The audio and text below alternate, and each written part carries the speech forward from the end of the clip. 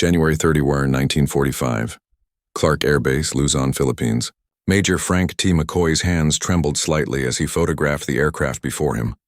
An intact Mitsubishi G4M Betty bomber bearing the tail number 76312. This cannot be their standard design. No Air Force would build bombers this way. The fuselage gleamed in the tropical sun, its distinctive cylindrical shape justifying its Allied nickname. Measuring nearly 20 meter from nose to tail, the bomber sat on its tricycle landing gear like a massive cigar resting on the tarmac. The wings, spanning 25 meter tip to tip, showed no battle damage. The engines, 14-cylinder radials producing 500 horsepower each, appeared intact. This was not a crashed aircraft salvaged from wreckage. This was a complete operational bomber abandoned by its crew during the American advance. But what had captured McCoy's complete attention, what would revolutionize American understanding of Japanese aviation doctrine, was what he discovered when he climbed inside the wings through the inspection panels. The fuel tanks were completely unprotected. No self-sealing rubber compound, no armor plating, no fire suppression systems, no protective coatings of any kind. Just thin aluminum skin, perhaps 2 mm thick, separating thousands of liters of high-octane aviation fuel from enemy machine gun fire. Major McCoy, commander of the Technical Air Intelligence Unit Southwest Pacific, had examined dozens of crashed Japanese aircraft across the Pacific. But nothing had prepared him for this moment. This bomber, abandoned intact during the American liberation of Clark Field, would expose a design philosophy so alien to Western military thinking that it would take months for analysts to fully comprehend its implications. The mathematics of this discovery would reshape American tactical doctrine and aircraft design for the remainder of the war. Every assumption American pilots held about enemy capabilities, about the price Japanese engineers were willing to pay for performance, about the value imperial forces placed on crew survival, was about to be systematically demolished by the evidence contained within this single pristine example of Japan's most important bomber. The journey to this revelation had begun 4 years earlier on December 8, 1941. That morning, as smoke still rose from Pearl Harbor, 82 G4M bombers and 26 G3M bombers lifted off from bases on Formosa. Their target was Clark Field itself, the primary American air base in the Philippines. The attack achieved complete tactical surprise. Arriving at 12:35 in the afternoon, the Japanese formation flew at 20,000 FT beyond the reach of American anti-aircraft guns. 27 bombers from the initial wave dropped 636 bombs across Clark Field's runways and facilities. Moments later, 0 fighters swept in at treetop level, their machine guns destroying every aircraft that had survived the bombing run. Of 17 B-17 flying fortresses on the ground, 12 were destroyed outright. Nearly every P-40 Warhawk fighter was reduced to burning wreckage. In 45 minutes, American air power in the Philippines had been effectively eliminated. Lieutenant James Harrington, one of the few surviving American pilots, watched from a bomb shelter as the Japanese formation withdrew to the north. What struck me was how they came in, he later wrote in his combat report. Perfect formation, high altitude, totally beyond our reach. Then the fighters dropped down and tore us apart. We couldn't get a single plane airborne, but the Betty bombers themselves had departed untouched. The few American fighters that managed to get airborne arrived too late, finding only empty sky. The Japanese had demonstrated their bombers' exceptional range, striking from bases 460 miles away, a feat no American bomber could match at that stage of the war. The Betty's first year of combat would prove devastatingly effective. On December 10, 1941, just 2 days after the Clark Field raid, 26 G4M bombers joined with older G3M Nell bombers in attacking Force Zed, a British naval task force built around the battleship HMS Prince of Wales and the battlecruiser HMS Repulse. The attack began at approximately 12:20 in the afternoon. Japanese bombers approached in coordinated waves, their torpedo runs executed with precision that stunned British observers. The Betty bombers carried Type 91 aerial torpedoes, each weighing 840 kil with a 205 killer warhead. The torpedoes were designed specifically for shallow water operations, running at depths that could strike ships even in coastal waters. The torpedo attacks focused on the two capital ships with devastating accuracy. Prince of Wales, a battleship displacing 43,000 tons and representing the newest generation of British naval power, took at least 6 torpedo hits along with damage from level bombers. The underwater explosions ripped massive holes in the ship's hull, flooding overwhelmed damage control efforts.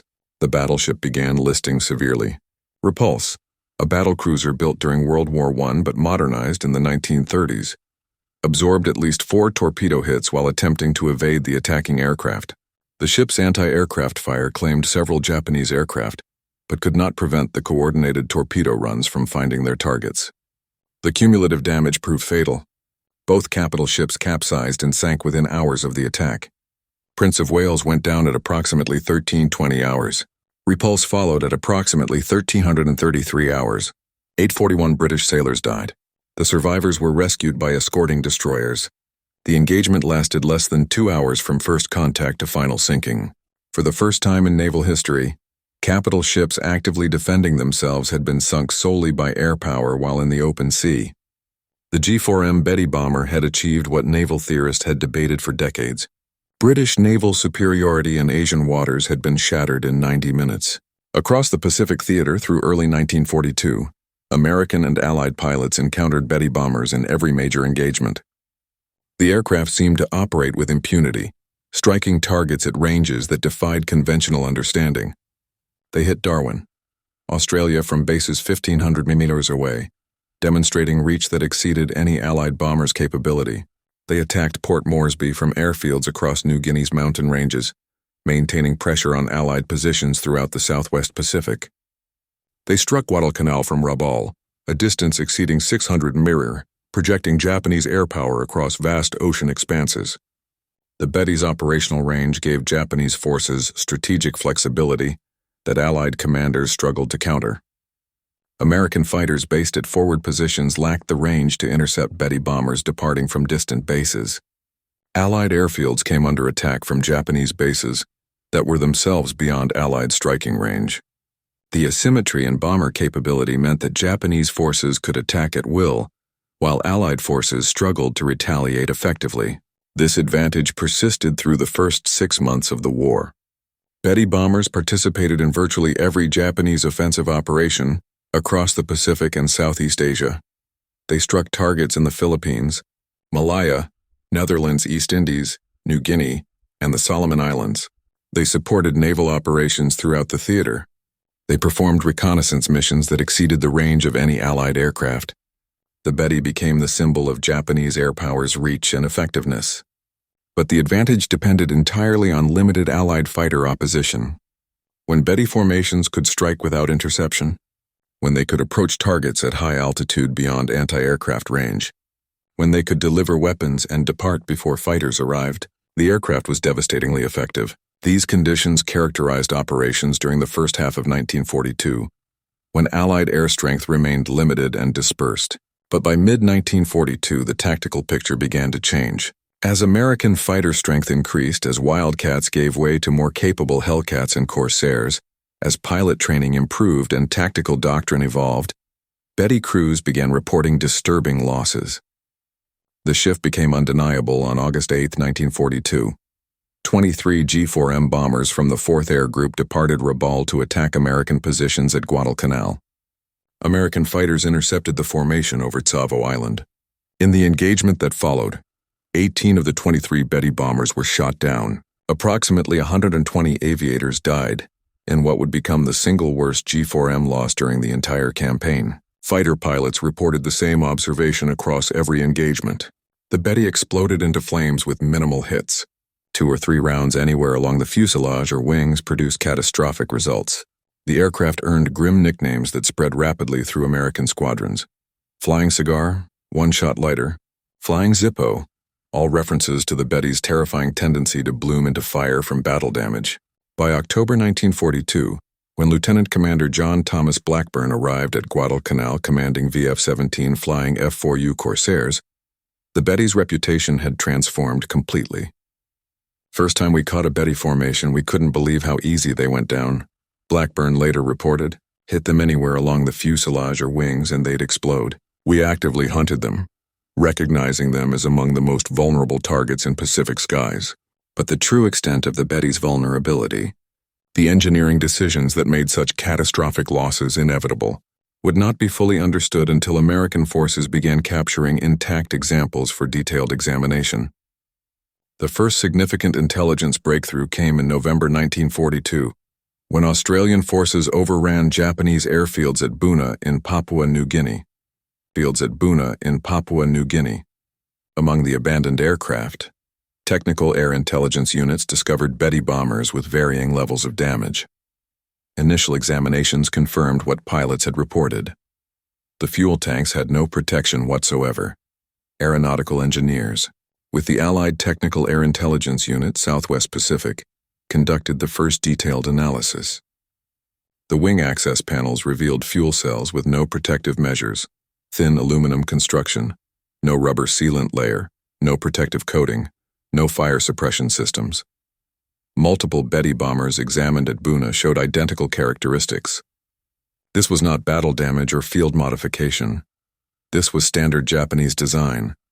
The implications were staggering. American bombers by 1942 universally featured self-sealing fuel tanks. The B-7 Flying Fortress had incorporated them from the B-17C model onward. The B-24 Liberator had featured them from the XB-24B prototype. Even fighter aircraft like the P-38 and P-47 featured protected fuel systems. Self-sealing fuel tanks used layered rubber compound that swelled on contact with fuel when punctured by bullets or shell fragments, sealing holes and preventing fuel loss and fire. The technology added substantial weight to aircraft, but dramatically improved crew survival rates. American military doctrine considered this weight penalty essential and non-negotiable. Yet here was Japan's primary land-based bomber produced, in thousands, operating across the entire Pacific theater with fuel tanks that offered zero protection. The weight saved by eliminating self-sealing systems, armor plating, and fire suppression equipment was immediately apparent. But the cost in crew lives becoming equally obvious in lost statistics that mounted with every engagement. The captured Betty at Clarkfield in January 1945 would provide the most complete technical analysis. Major McCoy and his team spent 3 weeks dismantling and documenting every system. Their report, classified secret and distributed to all Allied air forces, detailed specifications that explained both the Betty's extraordinary capabilities and its catastrophic vulnerabilities. The G4M Model 1 specifications revealed an aircraft optimized ruthlessly for range and speed. Empty weight of 6,741 kg. Remarkably light for a bomber of its size. Maximum takeoff weight of 9,500 kg. Fuel capacity of 4,780 L distributed across 8 unprotected tanks, 4 in each wing positioned in the wing center section where they were most vulnerable to combat damage. Top speed of 428 km per for approximately 265 km/h. Maximum range of 6,34 km exceeding 3,700 meters. Service ceiling of 8,500 meters and crew, complement of 7 members including pilot, co-pilot, navigator, bombardier, radio operator, and 2 gunners. The fuel system design was particularly revealing. The 8 tanks were arranged in 4 groups of 2 positioned along the wing's longitudinal axis, where the wing joined the fuselage. This placement maximized fuel capacity by utilizing the thickest portion of the wing structure, but it also positioned the tanks directly in the path of enemy fire during combat. Any attack from the side or below would inevitably strike fuel tanks. The aluminum construction provided no protection. The absence of self-sealing compounds meant that even small punctures would leak fuel continuously. American engineers calculated that the weight saved by eliminating protection systems exceeded 500 kg per aircraft. This weight savings translated directly into additional fuel capacity and extended range. But the cost and vulnerability was equally calculable. Combat reports showed that Betty bombers hit anywhere in the wing area exploded with near certainty. The unprotected tanks created what engineers termed a critical failure point, a single system whose destruction guaranteed loss of the entire aircraft. These numbers told the story of design choices made in September 1937, when the Japanese Navy issued requirements that would define the G4M's entire existence. Top speed of 398 km/h, cruising altitude of 3,000 meter, range of 4,722 km unloaded, or 3,700 kilometers, carrying 800 kilos of bombs or torpedoes. The requirements reflected Japanese naval strategy in the late 1930s. Japan's empire stretched across vast Pacific distances. Naval bases were separated by thousands of kilometers of ocean. The Navy needed bombers capable of striking enemy positions far beyond the range of carrier aircraft. Bombers that could operate from land bases to support naval operations across the entire theater. Existing Japanese bombers fell far short of these requirements. The G4M bomber, then in service, had a maximum range of approximately 3,000 kilometers. American bombers like the B-7 had even more limited range in their early variants. No bomber in service anywhere in the world in 1930. 7 could strike targets at the distances Japanese planners envisioned. The Navy's requirements were not arbitrary. They were calculated based on the distances Japanese forces would need to cover in any future Pacific conflict. From Formosa to the Philippines, 460 mm. From Rabaul to Guadalcanal, 600 mm. From Japanese home islands to potential targets across the Pacific, thousands of miles. The bomber that could meet these requirements would give Japan strategic reach that no other nation possessed. But the requirements also reflected assumptions about future warfare that would prove catastrophically wrong. Japanese planners assumed that surprise and initiative would provide protection for long-range bombers. They assumed that enemy fighter opposition would be limited by range and numbers. They assumed that the war would be decided quickly, before enemy industrial capacity could generate overwhelming force. Every assumption would prove false. The man tasked with achieving the impossible was Kiro Honjo, who led the Mitsubishi design team after taking over from Joji Hattori. Honjo had studied bomber design at Junkers in Germany during the early 1930s, absorbing European aeronautical engineering principles and manufacturing techniques before returning to Japan. He understood immediately that meeting the Navy's requirements would demand compromises that Western air forces would never accept. Honjo assembled a team of engineers at Mitsubishi's Nagoya facilities to tackle the design challenges. The team analyzed every aspect of bomber design, calculating weight budgets for every component and system. They studied existing bombers from multiple nations, identifying where weight could be reduced without compromising structural integrity. They experimented with new construction techniques and materials that might offer weight savings. The mathematics were brutally simple. To achieve the required range, the aircraft needed massive fuel capacity. Each liter of aviation fuel weighed approximately 0.8.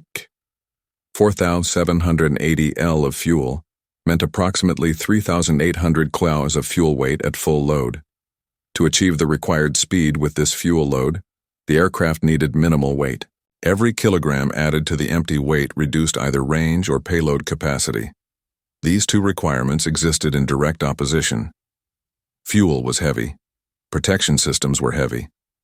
Armor plating weighing hundreds of kg would be required to protect crew positions and vital systems. Self-sealing fuel tanks added substantial weight through the rubber compounds and additional structure required. Fire suppression systems added weight. Redundant safety measures added weight. The cumulative weight of adequate protection would prevent achieving the required performance. Honjo made the decision that would define the G4M throughout its service life. Protection would be sacrificed for performance. The fuel tanks would be unprotected aluminum construction, no self-sealing compounds, no armor plating around fuel cells, no fire suppression systems beyond basic fire extinguishers, no redundant safety measures. Every kilogram saved would be invested in fuel capacity, range, and achieving the Navy's performance specifications. The decision was not made lightly. Honjo understood the risks. His team calculated the vulnerabilities that unprotected fuel tanks would create. They knew that combat damage to the wings would likely prove catastrophic, but they also knew that the Navy's requirements could not be met any other way with available technology. The choice was between an aircraft that met performance specifications, with known vulnerabilities, or an aircraft that failed to meet requirements, but offered better protection. The Navy had demanded performance. Honjo delivered performance. The first G4M prototype flew on October 23, 1939. The aircraft met every performance requirement the Navy had specified. Speed exceeded expectations. Range surpassed projections. Payload capacity satisfied operational needs.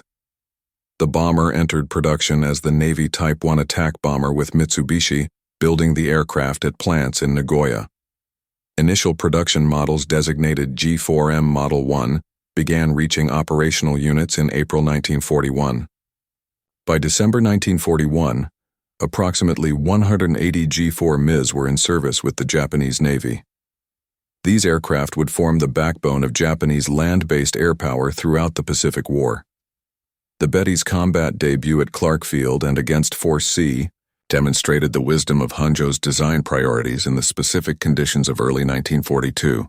When facing limited opposition, when achieving surprise, when operating beyond the range of enemy fighters, the Betty was devastatingly effective. Its range allowed strikes from bases that enemies considered safe. Its speed permitted rapid penetration of target areas. Its payload delivered meaningful damage.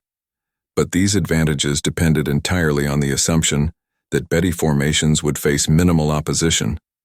The moment American fighter strength increased, the moment interception became routine, the moment sustained combat became inevitable. Every design choice that prioritized range over protection became a death sentence for crews. The Guadalcanal campaign exposed the fundamental flaw in the Betty's design philosophy. From August through October 1942, more than 100 G4M bombers were lost with their crews in what became a sustained bloodletting that Japanese air forces could not sustain. The single mission on August 8 alone destroyed 18 of 23 aircraft with approximately 120 aviators killed. The pattern repeated with brutal consistency throughout the campaign. Betty formations would depart from Rabaul, fly 600 minutes to Guadalcanal, engage American fighters and suffer catastrophic losses. August 9th saw additional bombers lost. August 10th brought more losses. By the end of August, the 4th Air Group had been effectively destroyed as an operational unit. September brought no respite. Betty formations continued striking American positions at Guadalcanal, and American fighters continued destroying them in overwhelming numbers. The mathematics were inexorable. Japanese forces needed to strike American positions to contest control of the island. Betty bombers provided the only means of delivering meaningful strike capability from Rabaul, but every mission resulted in losses that could not be replaced. October saw the pattern continue. American fighter strength increased as more squadrons arrived at Henderson Field. Pilot quality improved as combat experience accumulated. Tactical doctrine evolved to exploit Betty vulnerabilities more effectively. Japanese losses accelerated even as the number of bombers available for missions declined. By November, when the Guadalcanal campaign effectively ended with Japanese withdrawal, Betty losses exceeded 100 aircraft. Crew casualties approached 700 men dead. The exchange rate was unsustainable. Japan's most capable land-based bomber had been rendered obsolete by its own vulnerabilities, transformed from a feared weapon into what American pilots called easy meat. Japanese planners had expected losses. All military operations involved casualties, but the scale of Betty losses exceeded every projection. The unprotected fuel tanks that permitted 6,000 km range also guaranteed that any hit to wings or fuselage would likely prove fatal. There was no middle ground, no wounded bombers limping home, no damaged but survivable aircraft. Betty bombers either returned untouched or exploded in flames. By mid-1943, Japanese engineers recognized that modifications were essential. Starting with the 6X 3rd aircraft produced in March 1943, 30mm rubber sheets were installed beneath wing surfaces where fuel tanks were located. These sheets were not true self-sealing tanks. They were a compromise measure, adding minimal weight while providing limited protection against fuel leakage. The modification reduced top speed by 9 km/h. Maximum range decreased by 315 km. But crew survival rates showed no significant improvement. The rubber sheets could slow fuel leakage from small caliber hits. They could not prevent fires from larger caliber rounds or cannon shells. They could not stop explosions when tracers ignited fuel vapor. The fundamental vulnerability remained unchanged. Japanese designers attempted more comprehensive protection with the G4M Model 3 introduced in October 1944. This variant featured actual, self-sealing fuel tanks with capacity reduced to 4,490 to accommodate the leak-blocking material. The modification reduced maximum range to 3,640 km, a loss of more than 2,000 km compared to the original G4M Model 1. Approximately 60 G4M Model 3 aircraft were produced by war's end. The modification came too late and in too limited numbers to affect the Betty's combat record. By late 1944, American air superiority was so complete that no level of fuel tank protection would have permitted Betty bombers to operate effectively. The war's outcome had already been determined. The Betty's vulnerability became so notorious that American forces began using the aircraft in ways that highlighted the dangers Japanese crews faced. On April 18, 1943, the Betty bomber became the instrument of Admiral Ishizuroku Yamamoto's death, in an engagement that demonstrated both American signals intelligence capabilities and the aircraft's fatal weaknesses. American code rears intercepted Japanese communications indicating that Yamamoto would fly from Rabaul to Bougainville on April 18th. The Admiral would travel aboard a G4M bomber with a fighter escort. 18 P-38 Lightnings from the 339th Fighter Squadron were assigned to intercept the flight, though only 16 actually flew the mission, after one aircraft blew a tire on takeoff and another suffered drop tank failures. The mission required extraordinary precision.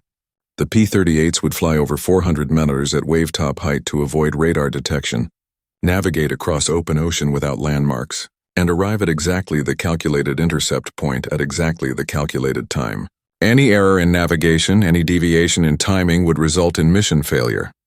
The intercept had to occur within a narrow window when Yamamoto's aircraft would be vulnerable. The P-38s departed Guadalcanal at 07:25 hours.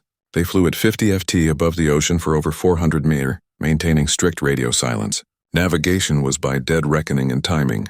The formation arrived at the calculated intercept point with precision that would become legendary in aviation history.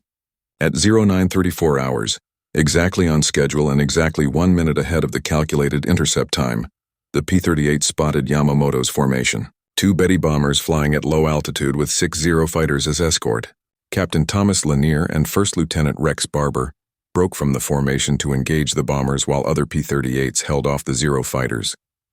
Barber engaged the lead Betty bomber, which carried Admiral Yamamoto. The bomber took hits to the wing area where the unprotected fuel tanks were located. The aircraft exploded in flames and crashed in the jungle. Yamamoto's body was recovered. The Toma following day he had been killed by injuries sustained during the crash. The second Betty bomber also crashed, killing all aboard. The operation demonstrated multiple aspects of Allied superiority.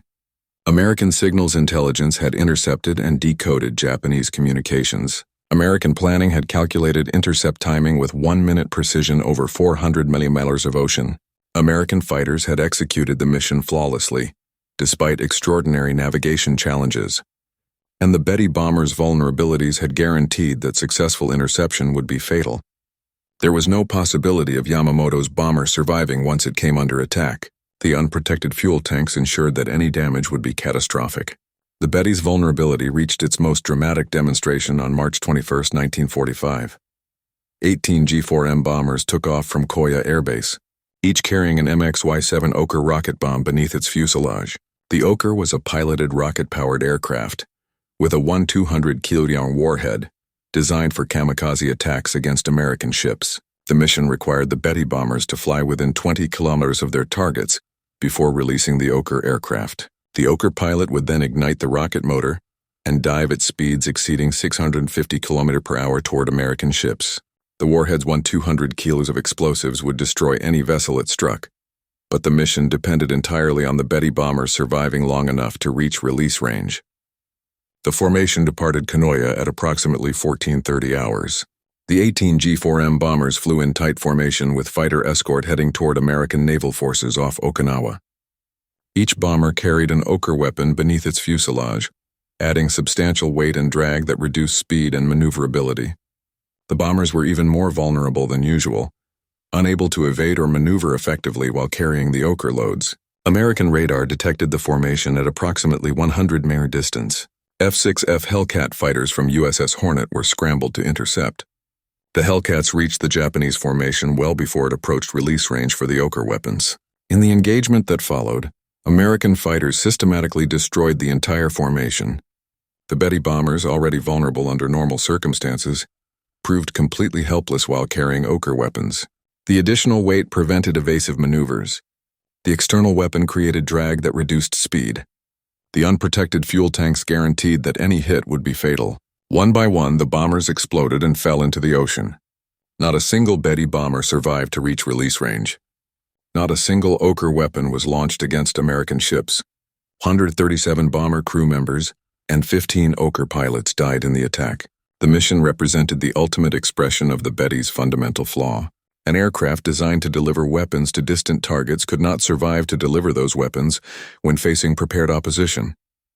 The extraordinary range that made the mission theoretically possible meant nothing when the aircraft exploded before reaching weapon release range. The final mission flown by Betty bombers came on August 19, 1945, 4 days after Emperor Hirohito announced Japan's surrender. 2 white-painted G4M bombers with green crosses departed at Sugi Airfield, carrying Japanese representatives to discuss surrender terms with Allied forces. The aircraft, given call signs Baton 1 and Baton 2, flew to Iosima, where the Japanese delegation transferred to an American C-54 for transport to Manila. The symbolism was profound and deliberate. The white paint and green crosses indicated peaceful intent, transforming the bombers from weapons of war into vehicles of diplomacy. The call signs Baton 1 and Baton 2 referenced the location where American forces had surrendered to Japan in April 1942, one of the most devastating defeats in American military history. Now, 3 years later, aircraft bearing those call signs carried Japan's surrender delegation. Lieutenant Den Sudo piloted one of the surrender aircraft, a G6M Model 1 transport variant converted from the bomber airframe. The transport variants retained the Betty's distinctive cylindrical fuselage and wing configuration, but carried passengers and cargo rather than weapons. The crew wore dress uniforms rather than flight suits. The aircraft carried no weapons, no ammunition, no military equipment of any kind beyond what was necessary for flight. The flight from Atsugi to Ishima covered approximately 1,000 kilometers, well within the Betty's range, even in transport configuration. American fighters escorted the White Betty bombers throughout their flight, ensuring they remained on the prescribed course. The escort was both protective and supervisory, guaranteeing safe passage while preventing any deviation from planned routes. The White Betty bombers with green crosses became the final image of the aircraft that had opened the Pacific War at Clark Field in December 1941. The circle was complete. The bomber that had destroyed American air power in the Philippines in the war's first hours now carried Japan's surrender delegation in the war's final days. The aircraft that had symbolized Japanese air power's reach and effectiveness now symbolized Japan's defeat and submission to Allied terms. The Betty's production statistics reflect both the aircraft's importance to Japanese operations and the terrible cost of its design philosophy. Total production reached approximately 2,414 aircraft across all variants, though some sources cite figures as high as 2,435 when including all prototypes and subtypes.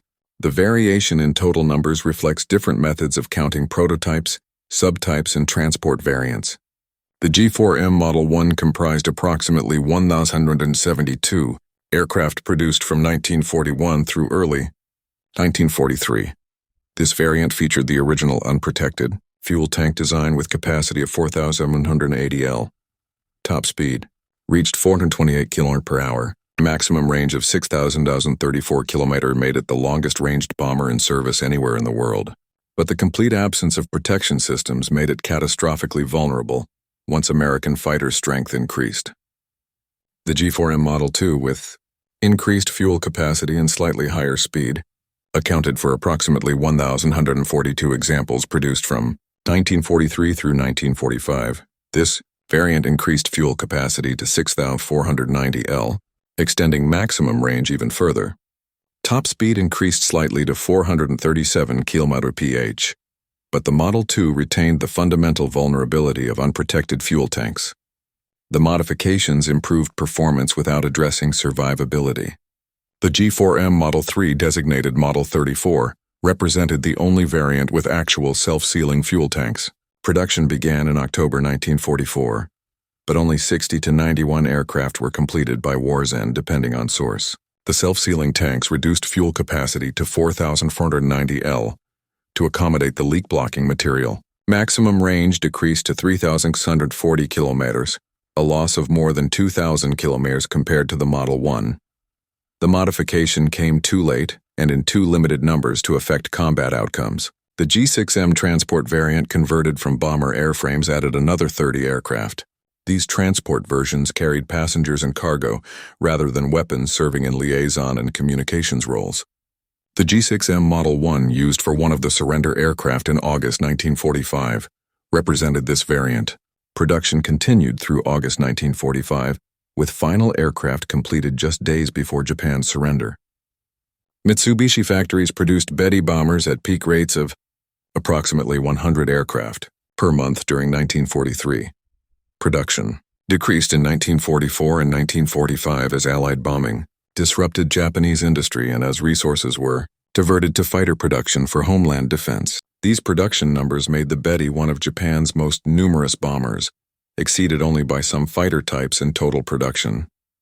Over 4 years of war, Mitsubishi delivered approximately 2,400 aircraft to Japanese Navy units across the Pacific Theater. The bombers served in every major campaign, participated in every significant naval engagement, and struck targets across distances spanning thousands of kilometers. But production statistics tell only part of the story. Loss rates tell the rest. Few Betty bombers survived to war's end. The overwhelming majority were destroyed in combat, consumed by the fires that the unprotected fuel tanks made inevitable. By August 1945, when Japan surrendered, only a handful of operational Betty bombers remained in service. The aircraft that had numbered in hundreds in 1942 had been reduced to dozens by attrition that no amount of production could replace. The casualty statistics among Betty crews were similarly devastating, though exact numbers remain difficult to verify from available records. What is certain is that thousands of Japanese aircrew died in Betty bombers, their deaths made nearly inevitable by the aircraft's fundamental vulnerabilities. The unprotected fuel tanks created conditions where survival depended entirely on avoiding combat damage. Once hit, Betty bombers rarely survived. Once on fire, they never survived. The crews understood these odds and flew anyway, because military discipline and cultural values demanded that they accept the risks regardless of consequences. Surviving Betty crews were unanimous in their assessment. The aircraft's unprotected fuel tanks made survival a matter of pure chance. No amount of skill, no tactical innovation, no courage could compensate for the fundamental vulnerability built into every G4M. Former Flight Petty Officer Masawato, who completed 28 combat missions before transfer to training duties, offered the most direct summary. The Betty was a magnificent aircraft that asked us to die for its range. We flew it because we were ordered to fly it. We died in it because that was what it was designed to make us do. The comparison with Allied bomber protection systems highlights the stark difference in design philosophy. The B-17 Flying Fortress featured armor plating protecting pilot and co-pilot seats with steel plates ranging from 0.3 to 0.31 in thick. Armored bulkheads protected crew positions throughout the fuselage.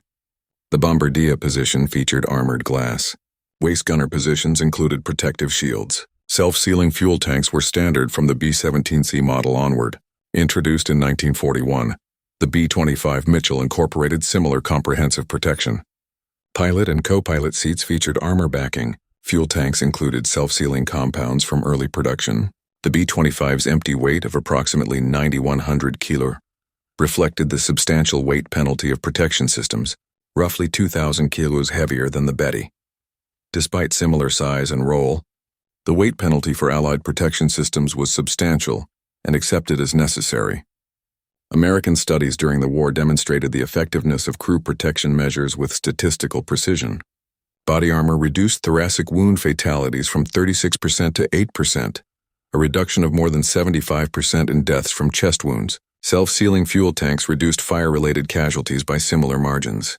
Aircraft equipped with protected fuel systems showed survival rates 3 to 4 times higher than unprotected aircraft when damaged in combat. Protected crew positions increased survival rates in damaged aircraft by providing shielding from shell fragments and small arms fire.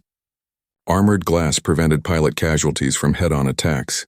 Bulkheads compartmentalized the fuselage, preventing fire or damage in one section from spreading throughout the aircraft. The comprehensive approach to crew protection reflected American doctrine that trained crews represented assets more valuable than aircraft, which could be replaced more easily than experienced combat veterans. The weight cost for this protection exceeded $1,000 in most American bombers. But American industrial capacity permitted this weight penalty without sacrificing production numbers. American factories produced over 12,000 B-17 bombers and nearly 10,000 B-24 Liberators during the war. The production capacity meant that American forces could field large numbers of protected bombers without compromising capability. Japanese doctrine reached different conclusions. The Betty's design reflected a calculation that range and striking power outweighed crew survival. This philosophy assumed that achieving surprise and maintaining initiative would provide sufficient protection. It assumed that enemy opposition would remain limited. It assumed that the war would be short and decisive. All these assumptions proved catastrophically wrong. By mid-1942, American fighter strength increased to levels that made Betty interception routine. By late 1942, American pilots had learned to exploit every Betty vulnerability. By 1943, Betty formations suffered such devastating losses that missions became suicide operations. By 1944, Betty bombers could barely operate in daylight against American opposition. The mathematics of the Betty's war were written in fire and loss. Every advantage that made the aircraft formidable in early 1942 became irrelevant once sustained combat began. Range meant nothing when bombers exploded before reaching targets. Speed meant nothing when fighters could intercept from distant bases. Payload meant nothing when formations were destroyed before weapon release. The examination of tail number 763-12 at Clarkfield in January 1945 revealed the complete story. The unprotected fuel tanks that shocked Major McCoy were not an oversight, not a temporary expedient, not a design failure. They were the deliberate choice of engineers who believed range mattered more than survival. Japanese designers had created exactly what their specifications demanded.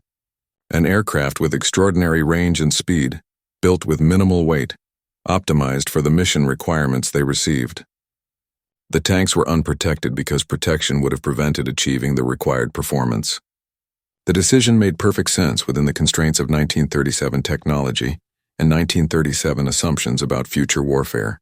But those assumptions collapsed under the reality of sustained combat against an opponent with unlimited industrial capacity and growing technological advantage. The Betty bomber became a symbol of Japanese willingness to accept catastrophic casualties in pursuit of tactical advantage. It became evidence of a military culture that valued mission accomplishment over crew survival. When American engineers examined the intact Betty at Clark Field, they were not just analyzing an enemy aircraft. They were witnessing the physical manifestation of choices made years earlier. Choices that prioritized capability over survival. Choices that would cost thousands of Japanese aircrew their lives. The unprotected fuel tanks were not an accident. They were a decision. The Betty bomber served from the first day of the Pacific War to the last. It sank capital ships and devastated air bases. It ranged across distances no other bomber could match. But its ultimate legacy is written in loss statistics that exceeded all projections. The aircraft that opened the war by destroying American air power at Clark Field ended the war carrying Japan's surrender delegation in white-painted aircraft marked with green crosses. The crew of tail number 763-12 had abandoned their aircraft during the American advance on Clark Field. They had survived by walking away from an aircraft whose design made survival in combat nearly impossible. Most Betty crews were not so fortunate. They flew missions knowing the danger.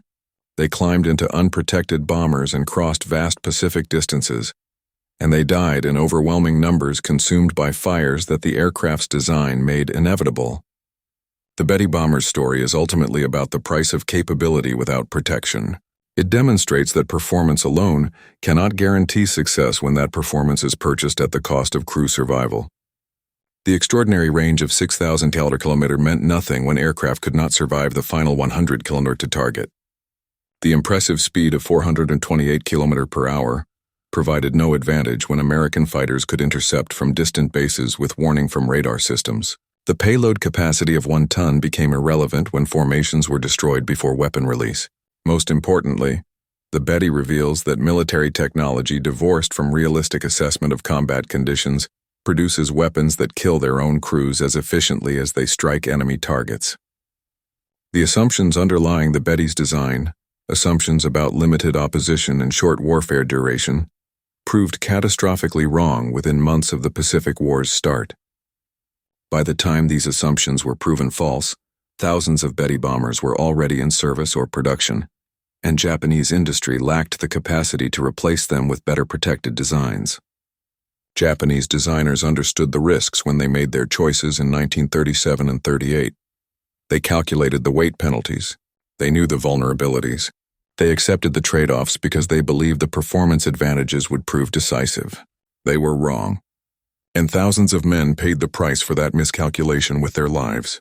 The Betty's legacy extends beyond aviation history into fundamental questions about aircraft design, philosophy, military ethics, acceptable risk, and the value of human life in warfare. American designers answered those questions by prioritizing protection, even at the cost of performance.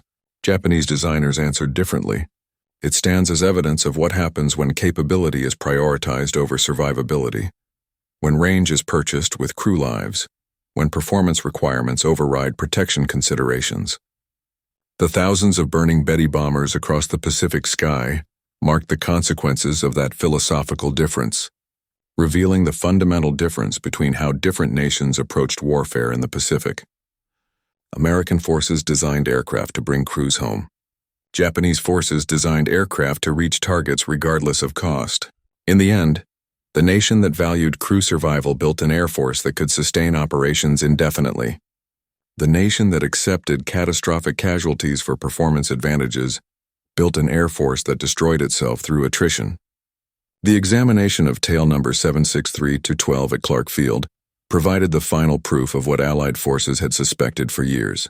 The Betty bomber was not poorly designed. It was brilliantly designed to achieve specific goals. Those goals simply did not include bringing Japanese crews home alive. And in that single fact lies the entire story of why Japan lost the Pacific War.